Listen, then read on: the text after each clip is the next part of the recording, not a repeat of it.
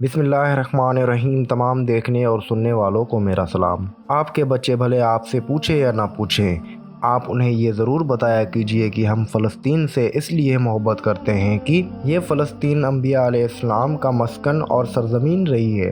حضرت ابراہیم علیہ السلام نے فلسطین کی طرف ہجرت فرمائی۔ اللہ تبارک و تعالی نے حضرت لوط علیہ السلام کو اس عذاب سے نجات دی جو ان کی قوم پر اسی جگہ نازل ہوا تھا۔ حضرت سلیمان علیہ السلام اسی ملک میں بیٹھ کر ساری دنیا پر حکومت فرمایا کرتے تھے۔ چونٹی کا ایک مشہور قصہ جس میں ایک چونٹی نے اپنے باقی ساتھیوں سے کہا تھا، اے چونٹیوں اپنے بلوں میں گھس جاؤ، یہی اس ملک میں واقع اسکلان شہر کے ایک وادی میں پیش آیا تھا، جس کا نام بعد میں وادی نمل چونٹیوں کی وادی رکھ دیا گیا تھا۔ فلسطین کے اس سرزمین پہ بہت سے معجزات بھی ہوئے ہیں۔ سب سے بڑا معجزہ آپ صلی اللہ علیہ وآلہ وسلم کا معراج پر جانا ہے، اور ایک کنواری بی بی حضرت مریم علیہ السلام کے بدن سے حضرت عیسیٰ علیہ السلام کی ولادت مبارک بھی ہوئی۔ حضرت عیسیٰ علیہ السلام کو جب ان کی قوم نے قتل کرنا چاہا تو اللہ تبارک و تعالی نے انہیں اسی شہر سے آسمان پر اٹھا لیا تھا۔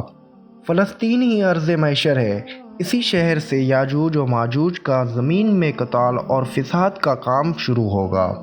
حضور اکرم صلی اللہ علیہ وآلہ وسلم معراج کی رات آسمان پر لے جانے سے پہلے مکہ مکرمہ سے یہاں بیت المقدس فلسطین لائے گئے۔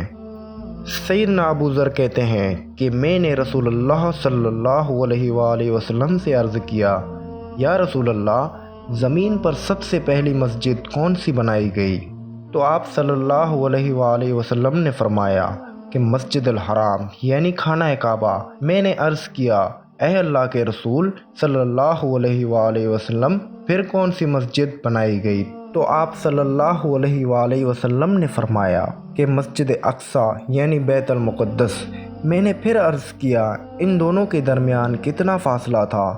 آپ صلی اللہ علیہ وآلہ وسلم نے فرمایا کہ 40 برس کا، اور تو جہاں بھی نماز کا وقت پالے وہیں نماز ادا کر لے، بس وہ مسجد ہی ہے۔ آقا صلی اللہ علیہ وآلہ وسلم کے دنیا سے پردہ فرمانے کے بعد حضرت ابوبکر رضی اللہ تعالی عنہ کو ارتداد کے فتنہ اور دیگر کئی مشکل سے نمٹنے کے لیے عسکری اور افرادی قوت کی اشد ضرورت کے باوجود بھی ارض شام فلسطین کی طرف آپ صلی اللہ علیہ وآلہ وسلم کا تیار کردہ لشکر بھیجنا بھی ایک ناقابل فراموش حقیقت ہے۔ اسلام کے سنہرے دور فاروقی میں دنیا بھر کی فتوحات کو چھوڑ کر محض فلسطین کے فتح کے لیے خود سیدنا عمر رضی اللہ تعالی عنہ کا چل کر جانا اور یہاں پر جا کر نماز ادا کرنا اس شہر کی عظمت کو اجاگر کرتا ہے۔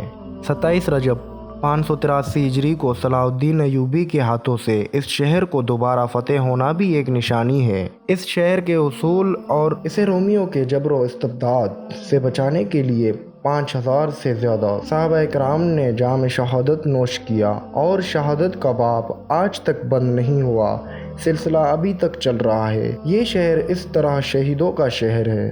حضرت موسیٰ علیہ السلام نے اس ملک کے بارے میں اپنے ساتھیوں سے کہا تھا کہ اس مقدس شہر میں داخل ہو جاؤ۔ انہوں نے اس شہر کو مقدس انبیاء علیہ السلام کا مسکن ہونے کی وجہ سے کہا تھا۔ قیامت کی علامت میں سے ایک حضرت عیسیٰ علیہ السلام کا زمین پر واپس تشریف اسی شہر کے مقام سفید مینار کے پاس ہوگا۔ فلسطین کو نماز کی فرضیت کے بعد مسلمانوں کا قبلہ اول ہونے کا اعزاز بھی حاصل ہے۔